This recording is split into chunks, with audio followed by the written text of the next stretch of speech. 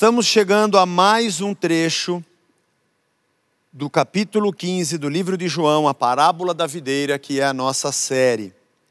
Hoje nós vamos ler do verso 22 ao verso 27. Mas domingo passado nós lemos esse texto aqui, ó. Lembrai-vos da palavra que eu vos disse, não é o servo maior do que o seu senhor. Se me perseguiram a mim, também perseguirão a vós outros. Se guardaram a minha palavra, também guardarão a vossa. Tudo isso, porém, farão a vocês por causa do meu nome, porque não conhecem aquele que me enviou. Agora o verso 22. Se eu não tivesse vindo e lhes falado, eles não teriam nenhum pecado. Mas agora não tem desculpa do seu pecado. Olha que interessante.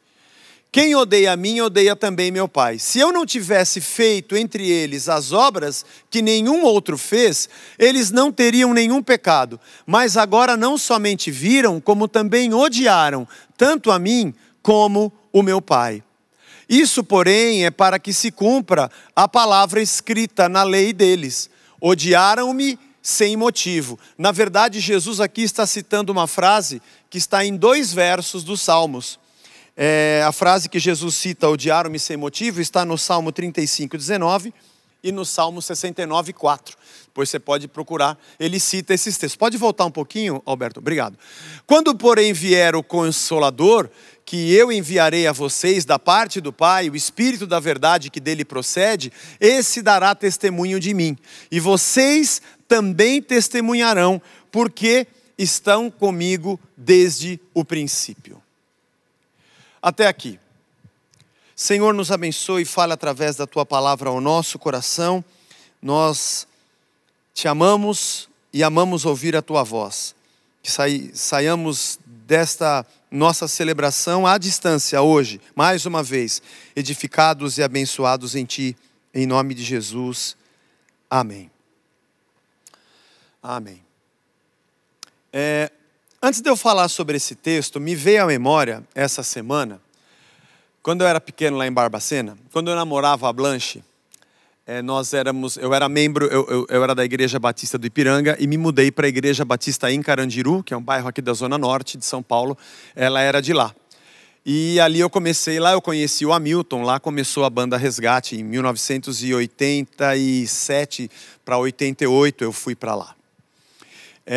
Enfim. Eu fui ser membro lá. E nós fazíamos cantatas, né? Uma delas foi a cantata Vento Livre, de Vencedores por Cristo. E Missão e Adoração, também de Vencedores por Cristo. E tem uma que eu gosto demais, que se chama Eram 12. É um álbum feito, se eu não me engano, com a produção da Igreja Batista do Morumbi, ambas. É o pessoal de Vencedores, na época com a produção IB Morumbi. Você encontra o álbum, acho que nas plataformas. E é uma cantata que fala sobre os 12 discípulos. Naquela época, nós estávamos ensaiando, né? E o Rudy, nosso irmão querido, foi pastor aqui conosco por um tempo. Um beijo para o Rudy e para a Beta. Ele falou, eu conheço o Jorge Camargo. Eu conheço o Jorge. Na época eu não conhecia o Jorge Camargo, hoje nós somos amigos, né? Eu vou falar com ele se ele não quer participar do Eram 12. E nós, grupo de louvor da igreja, meu Deus, o Jorge Camargo, ele cantou no disco, ele compôs músicas, ele canta com Vencedores. Né? E ele veio, né? Ele veio um sábado à tarde, chegou lá com o violão, e a gente tudo, né? O Jorge Camargo tá aqui, fala Jorge, tudo bem, tudo bom, né? Não, vamos ensaiar, vamos começar com a música do Mateus. Quem me conhece por dentro, sabe o momento em que hoje eu estou. Bonita, muito bonita a música do Mateus. Vamos começar por essa que é mais simples, tal. Ele pôs o violão, tal, trouxe as partituras, as tablaturas, com os acordes, aí a coisa pegou, né? Aí tinha um monte de acorde que a gente não sabia fazer, partes que eram antecipadas a gente tocava no tempo, partes que eram no tempo a gente tocava a tempo, ou atrasado ou antecipado. E ele ficou ali, gente, vamos ler a partitura, tá na parte, vamos ler. E a gente também que lia quase nada, né, até hoje, para ler tablatura, ler partitura, ler. E aí nós capengamos ali por 3 horas e não conseguimos tocar a música como ela deveria ser. E obviamente o Jorge desistiu. A gente brinca quando eu falo com ele hoje. Mas nós fizemos, acho que nós não chegamos a fazer a cantata, que era muito difícil. Mas até então, quando nós tocávamos louvor e a gente estava lá fazendo nossas cantatas, era tudo muito bonito. Era tudo muito legal. E nós achávamos que estava bem. Quando ele chegou, ele tinha um outro nível, uma outra qualidade como músico, como intérprete, né? Como instrumentista também. E aí ficou latente que nós não estávamos tão preparados assim. Enquanto não apareceu uma referência mais qualificada, para o nosso nível estava bom. Quando apareceu uma referência que estava melhor qualificada e acima do nosso nível, aí ficou claro, não dava para esconder, que nós precisávamos melhorar. Um beijo enorme para o Jorge Camargo, amigo do coração. Gravamos uma música juntos num álbum do Resgate, e que ele compôs, e nós gravamos juntos. É sempre uma alegria estar junto com o Jorjão, um cara de um coração gigantesco, grande intérprete, uma voz muito bonita e um compositor maravilhoso da nossa música cristã. É isso que Jesus está dizendo aqui. Ele está dizendo, se eu não tivesse falado as palavras que eu falei, se eu não tivesse feito as obras que eu fiz, o pecado deles não teria aparecido. Enquanto eu não cheguei com as minhas obras e as minhas palavras, a religião que os fariseus, escribas e saduceus imperavam e ensinavam, estava ok. A interpretação deles da lei estava perfeita. E a maneira como eles exigiam o comportamento das pessoas, eles não tinham outra referência. Na verdade, eles dominavam, governavam e imperavam na interpretação de tudo o que Deus havia dito pela lei e pelos profetas, até que apareceu Jesus Cristo. Há um texto interessante em João, capítulo 9, verso 35, quando Jesus, ele cura o cego, né? Não sei se você se lembra, aquele cego de nascença que é curado e fala, quem te curou? Não sei. Quem ele era? Não sei, eu era cego, fui me lavar no tanque de Siloé e depois que eu voltei vendo, eu não sei quem ele era. E os fariseus ficam em cima dele, mas tem que falar quem ele era. Ele fala, quem ele era eu não sei, só sei que eu era cego e agora eu vejo. Essa frase é clássica. E Jesus ouviu, verso 35, que tinham expulsado o homem, né, da sinagoga, e perguntou-lhe, você crê no Filho do Homem? Ele respondeu, quem é, Senhor, para que eu creia nele? E Jesus disse, você já tem o visto, é aquele que está falando com você, quer dizer, sou eu, fui eu que te curei. Ele afirmou, eu creio, Senhor, e o adorou. E Jesus continuou, eu vim a esse mundo para juízo, a fim de que os que não veem, vejam, e os que veem se tornem cegos. E alguns dos fariseus que estavam perto dele perguntaram-lhe, por acaso nós também somos cegos? É isso que você quer dizer? Que nós somos cegos? E Jesus respondeu, se vocês fossem cegos, vocês não teriam pecado algum. Mas porque agora dizem, nós vemos, o pecado de vocês permanece. Que incrível é essa frase de Jesus. Ele falou para o rapaz, olha, eu vim para dar vista aos cegos. E quem acha que vê vai parar de enxergar. E aí os fariseus de perto, está falando da gente, é? Está querendo dizer que a gente não enxerga, que nós somos cegos? A gente enxerga sim, viu? E Jesus disse, bom, se vocês me dissessem que vocês eram cegos, haveria mais misericórdia para vocês. Porque quando você comete um erro, é um hipócrita, ou você vive a sua vida, a sua espiritualidade de maneira completamente torta, mas sem saber, na ignorância, a misericórdia de Deus está sobre você, porque você faz sem saber. Você é cego, eu posso abrir os seus olhos. Mas se você está dizendo que enxerga e que faz o que faz de consciência, então para você não tem salvação. Para você então permanece o seu pecado para a morte. É exatamente o que ele diz no capítulo 15. Você que acompanha as minhas pregações, a nossa jornada aqui na Casa da Rocha, não só minha, mas dos outros pastores, e a nossa luta pela centralidade do Evangelho em tudo que a gente faz, e somos imperfeitos, perfeito só teve Cristo, né? Mas a nossa luta por isso, sabe que esse assunto é bastante recorrente. Por que nós fazemos o que fazemos? Por que cremos como cremos? Por que agimos como agimos? O que nos impulsiona nas nossas palavras e atitudes? Temos consciência plena disso? Ontem eu estava participando de uma live, uma pessoa fez uma pergunta sobre um versículo do apóstolo Paulo, e eu falei, poxa vida, como as pessoas, e muitos talvez que me assistem, nunca parou para, ao invés de ler aquele versículo que você ouviu alguém pregando, você gastou tempo para ler a carta toda de Paulo, para entender o assunto todo. O que foi dito antes e depois daquele versículo, entender a história toda, porque pode ser que aquilo que você ouviu não faça o menor sentido. Alguém se apropria da palavra de Deus e fala dela, é verdade, está escrito na Bíblia, mas não é isso que está escrito. Você está lendo o que está escrito, mas não está dizendo o que ela está dizendo. Você tirou fora do contexto, essa frase não tem esse sentido. E os fariseus viviam interpretando a lei segundo toda a sua tradição e numa hipocrisia, num afastamento verdadeiro de Deus, como Jesus diz em Mateus 23, limpando o exterior do copo, deixando o interior sujo, sendo falsos, se locupletando da sua posição de autoridade para devorar a casa das viúvas. E Jesus diz, vocês são indesculpáveis, eu vim para fazer juízo, para que aqueles que não enxergam possam ver, na humildade, dizendo, Senhor, eu não entendo, eu não sei, me ensina. Agora, aqueles que acham que sabem, esses é que são verdadeiramente cegos, e continuam culpados no seu pecado, porque fazem por consciência. Mas esse é o papel da religião.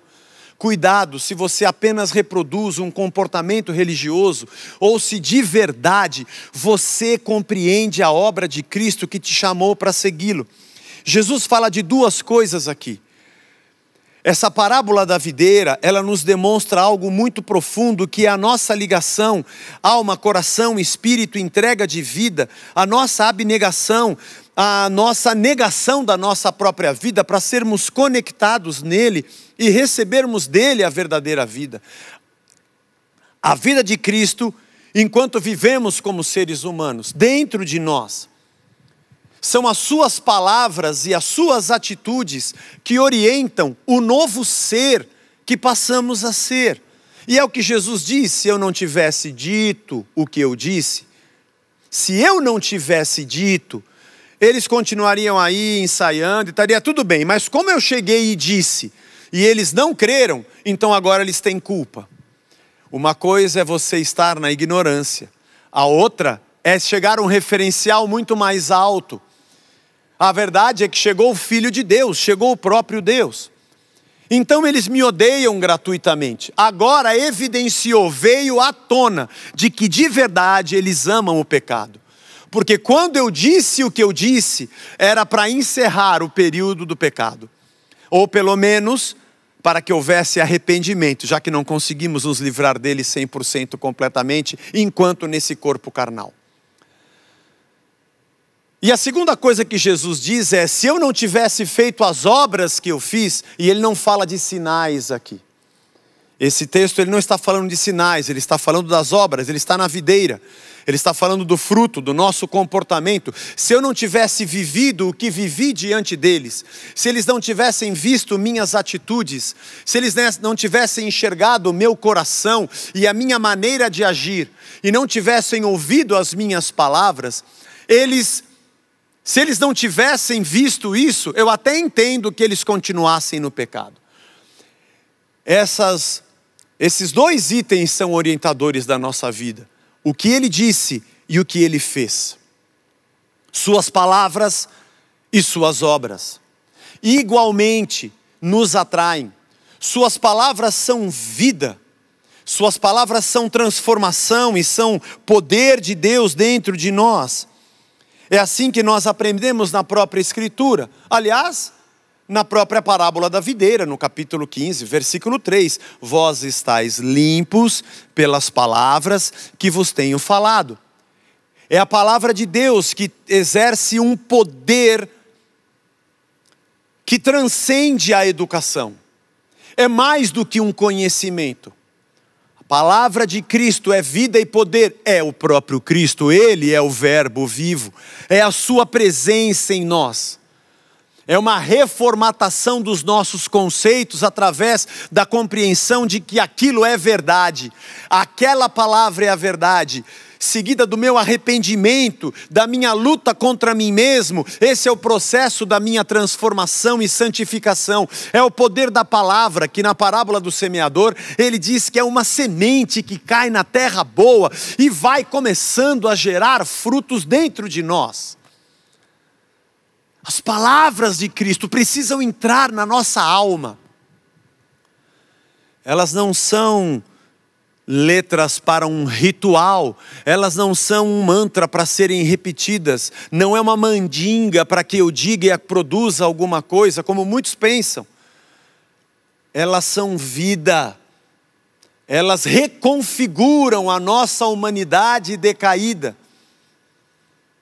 E passo a passo, diz Paulo na primeira carta aos Coríntios, que através do seu Espírito, dia a dia, de glória em glória, somos transformados na imagem do Filho, para que sejamos como Ele. E em segundo lugar, as suas obras, suas palavras e suas obras.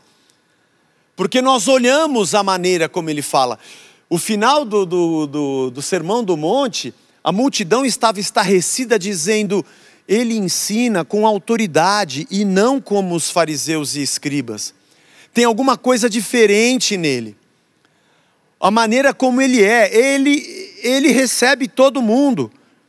Ele deixa a gente entrar na casa e sentar na mesa com ele. Aliás, ele também entrou na casa do Zaqueu, que era um publicano, pecador dos pecadores, e estava ali com ele numa boa.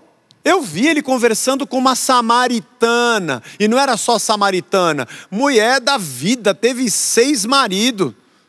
Sem preconceito algum.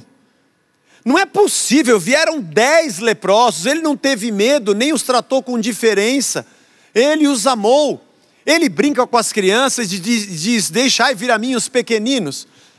Mas não foi ele que curou uma mulher cirofenícia, que era das regiões de Tiro e Sidom, e a cidade de Tiro era uma grande inimiga de Israel, e Sidom também. Não é incrível isso? O jeito que ele ama, o jeito que ele conversa, como ele ensina. As suas obras demonstram que ele é alguém, e a palavra obras aqui, ergon, é o seu trabalho. O jeito que ele vive, as coisas que ele faz, nos assustam. Eu quero ser como ele é.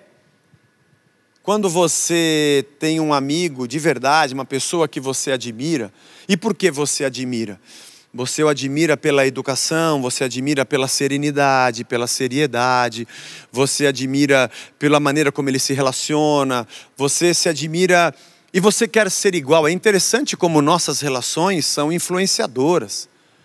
E quantos de nós, ao longo da nossa vida, podemos dizer: eu tenho os meus, eu tive um professor assim que eu queria ser como ele. Tive um professor de matemática no colégio, na época chamava-se colégio, né?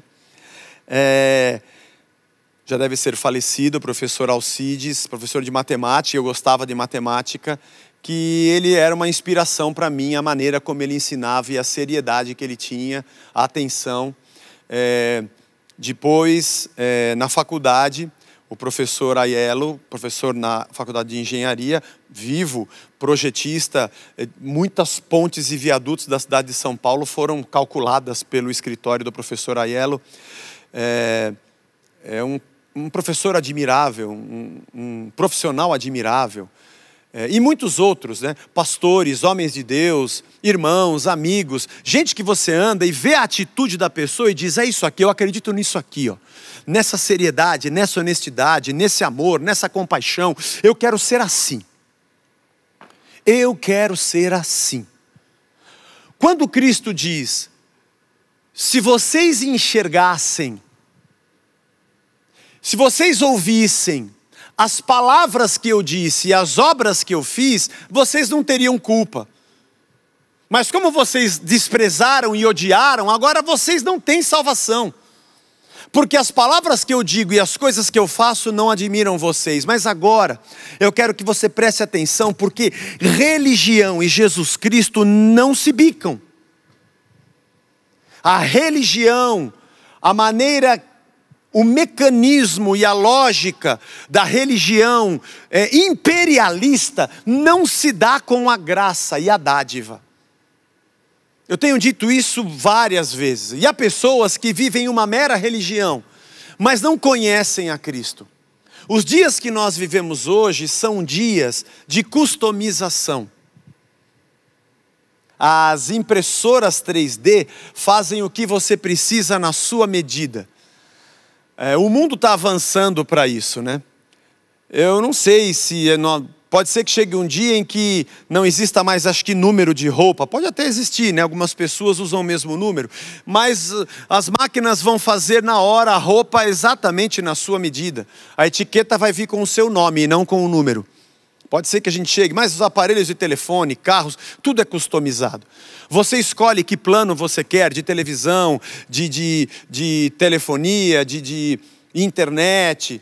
Você compra o seu carro pela internet e você já customiza quais os opcionais, a cor que você quer. Ele pode sair de fábrica do jeito que você quiser. Você vai num restaurante e você tem várias opções de cardápio, mas você tem como montar. Monte o seu lanche, monte o seu prato. Eu quero com menos açúcar, eu quero com mais sal, eu quero sem mostarda. O meu eu não quero queijo. Dá para você colocar uma carne vegetariana? Sim, claro, nós temos só para você. Nós temos o que você quer, só para você. O que você quer? A religião dos dias de hoje se tornou customizada. Eu não quero dizer para você o que Cristo disse, eu quero dizer o que você quer ouvir, o que você quer.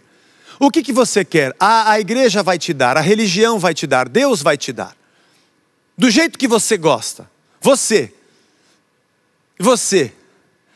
Eu tenho tal coisa. O que atrai multidões e milhões para as estreitas portas dos grandes templos é a nossa própria vontade. Somos conduzidos pelo nosso desejo, pelos nossos sonhos, pelos nossos planos. E até certo ponto não é nada errado com isso. Nossa ambição, desejo de crescer, nossos sonhos, vontade para os nossos filhos, para a nossa família, para o futuro, não é a princípio um pecado. O problema é que essas coisas se tornaram o nosso Deus. E nós só queremos um Deus que cumpra o que a gente quer. Porque nós estamos sendo ensinados de que Deus existe para nos dar o que queremos. Não somos nós que existimos para fazer a sua vontade. Parece igual, mas é muito diferente. Com respeito às suas palavras, nós olhamos para a Bíblia e escolhemos algumas palavras para crer. Olhamos as palavras de Cristo e escolhemos algumas que não nos incomodam e que gostamos para formarmos uma religião customizada apenas para nós. Nós olhamos a vida de Cristo e nós queremos apenas aquilo que nos é bom.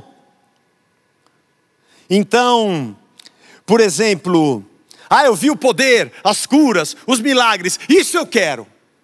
Isso eu prego, isso eu ouço, isso eu recebo, porque isso eu gosto.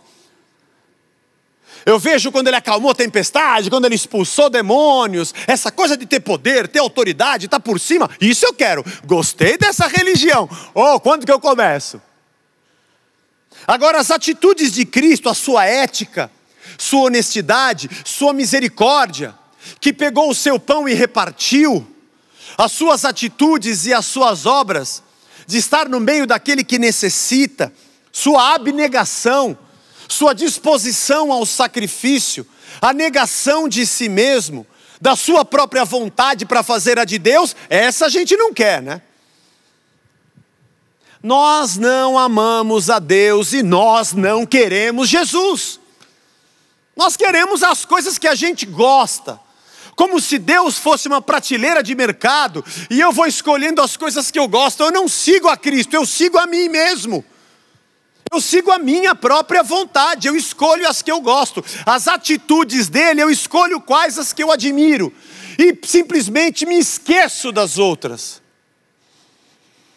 Quanto às atitudes é assim, e quanto às palavras, a mesma coisa.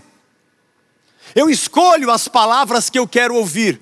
Tudo que pedir, dizer meu nome, eu farei. Opa, essa eu gostei, hein? Essa eu achei bonita. É outra que eu gosto. Vos darei poder e ser-me-eis testemunho. Gostei, vos darei poder, gostei dessa palavra.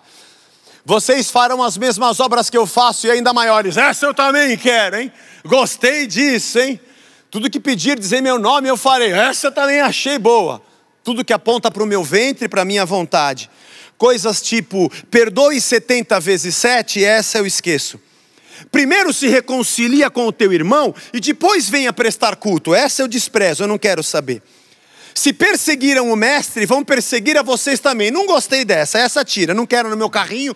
No meu carrinho aqui eu não quero essa palavra. Amem o próximo, como se fosse você mesmo. Essa é a que a gente menos faz. Por isso vivemos a vida pescando em YouTube e redes sociais, frases isoladas que estão na Bíblia, e pregações que nos falam o que gostamos de ouvir e atitudes que achamos que devemos imitar. Parece que é de Deus, porque tem Bíblia e tem o nome de Jesus, mas não tem nada a ver com Cristo. Aliás, os fariseus citavam os salmos, os profetas e toda a lei, mas não tinham nada a ver com Cristo. Porque quando ele apareceu com palavras, quando ele apareceu com atitudes, nós deveríamos ter morrido e negado a nós mesmos.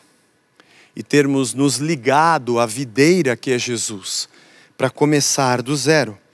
João 15:3, vós estáis limpos pelas palavras que vos tenho falado. Essas palavras são vida e são poder. Lucas 10:37. O intérprete da lei respondeu, quando ele perguntou, quem é meu próximo?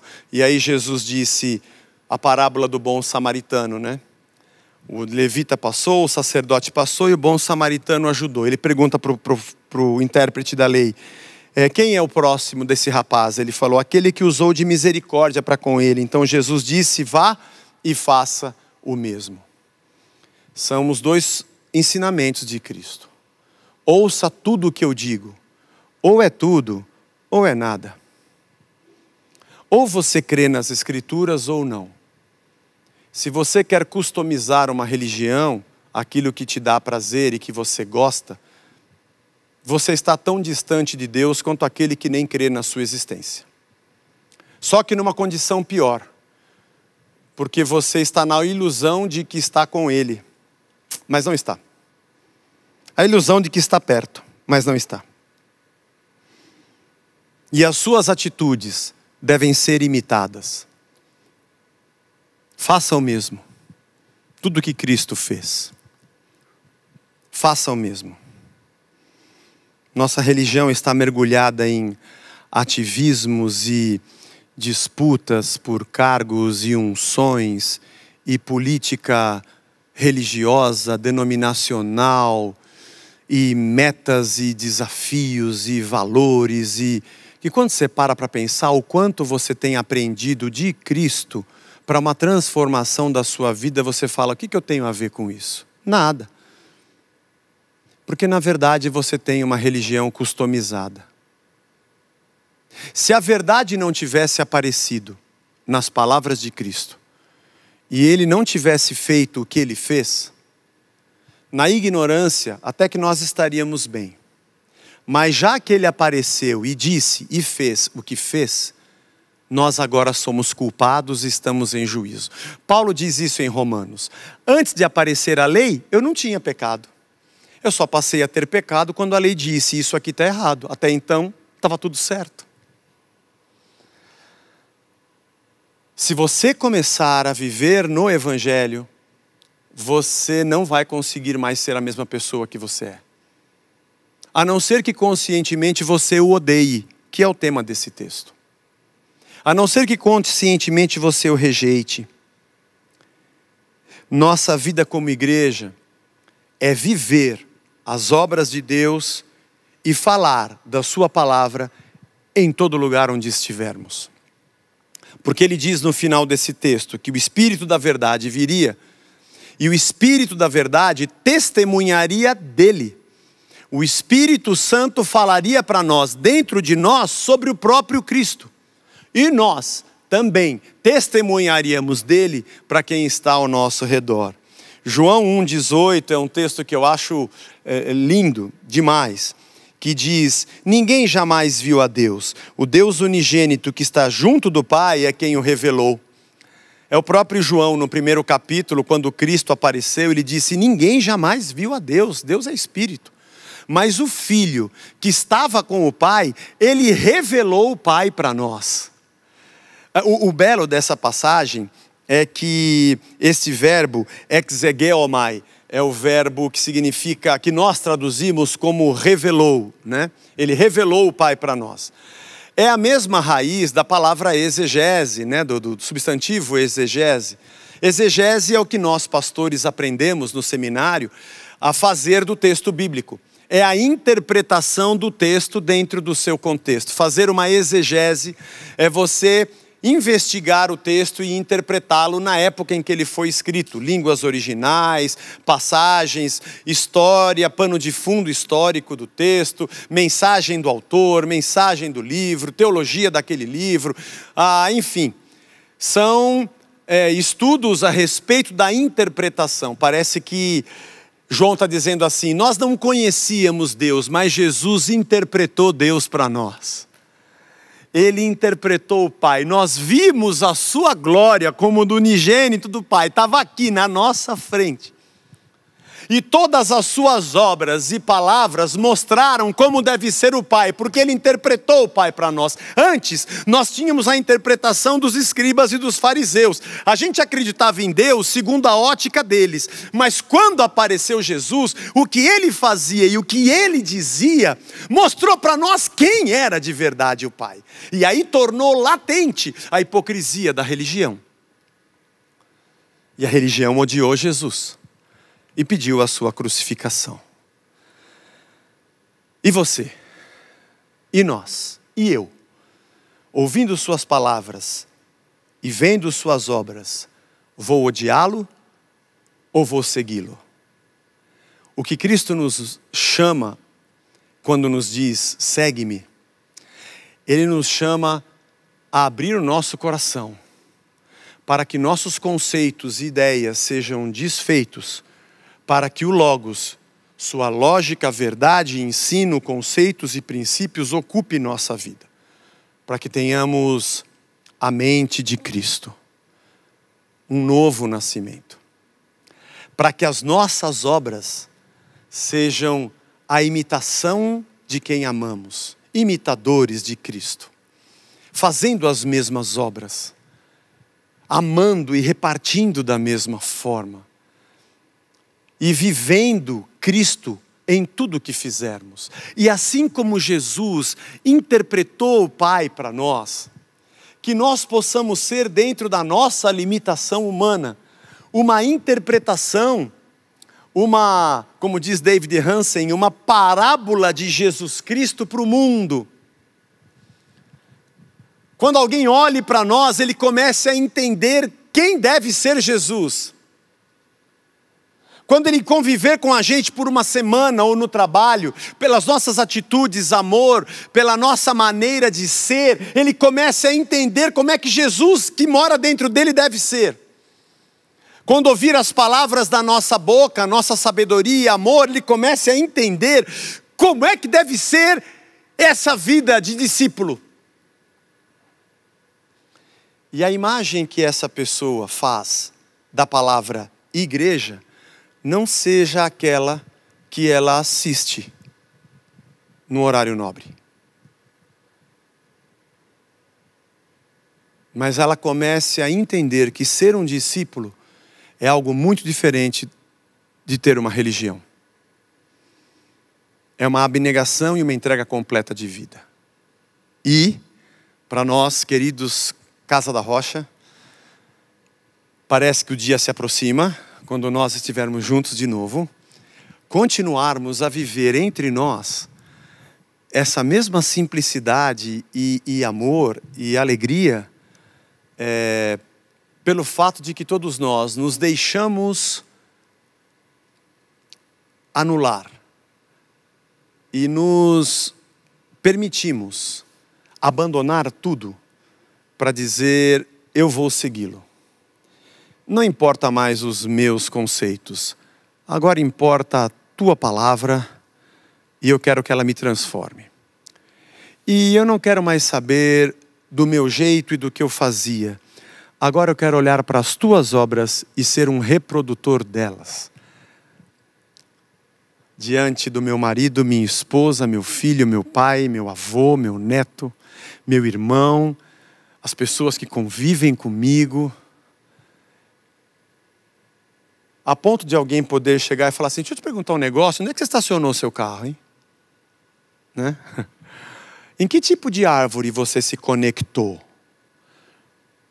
Ah, eu me liguei na videira. Estou vendo. Tem um fruto diferente aparecendo aqui. Eu mudei minhas origens. Eu entendi que eu sou dele e ele é meu. Eu não o odeio, eu o amo. Eu não ouço só as palavras que me são agradáveis para interpretá-las a meu bel prazer. Eu quero tudo o que ele me ensina, ainda que isso me doa na minha transformação. E eu não vim para cá, para esse grupo de pessoas chamado igreja, porque eu quero melhorar meu desempenho e minha performance. Eu quero jogar fora quem eu sou para ser um imitador das suas obras, porque eu sou dele. E o evangelho é tudo para mim. Pode ser que fazendo isso, nós façamos jus ao fato de sermos chamados evangélicos. Que Deus nos abençoe e dê a todos nós um domingo maravilhoso. Querida e amada igreja, que saudade danada que estamos. Ontem aqui na distribuição de cestas tivemos uma grande quantidade de cerca de 50 voluntários. Alguns irmãos que nunca tinham vindo vieram para nos ajudar. E foi legal para rever alguns que há muito tempo eu não revia. Mas tem muito mais gente que há tempos eu não vejo. Pelo menos pessoalmente. Mas vamos nos ver em breve. Vamos orar. Senhor, obrigado por ter aparecido entre nós com atitudes e palavras. Obrigado, Senhor, por ter aparecido entre nós com o teu amor, a tua ética, a tua justiça. E pela tua boca proferir as verdades que tu és, porque tu és o Verbo. O Senhor apareceu aqui no nosso ensaio, estava tudo bem. Mas agora não dá para negar, nós precisamos de outra vida. Aqueles que te odeiam e a religião que te odeia, vai falar de ti sem te conhecer. É o povo que te honra com os lábios, mas o coração está longe de ti.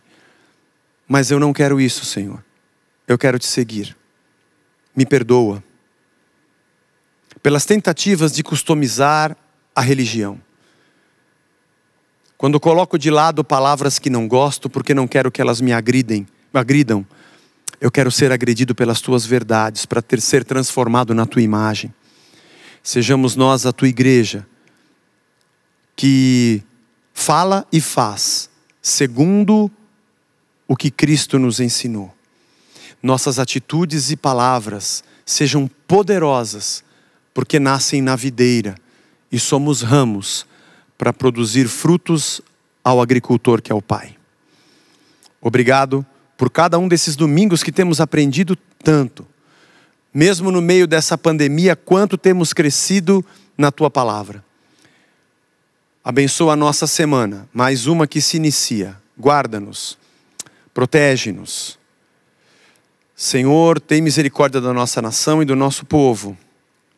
No meio dessa pandemia, os profissionais de saúde que lutam, às vezes sem armas, e abençoa este povo que pisa nesse chão e que conta apenas com o Senhor. Então eles têm tudo.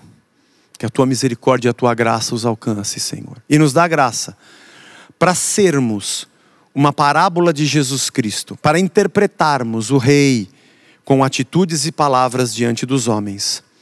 É o que nós te pedimos e glorificamos o teu nome, em nome de Jesus. Amém. Amém. Um beijo para todos, até o próximo domingo, fiquem na paz, acompanhem as nossas lives ao longo da semana e que Deus nos abençoe. Tchau, tchau.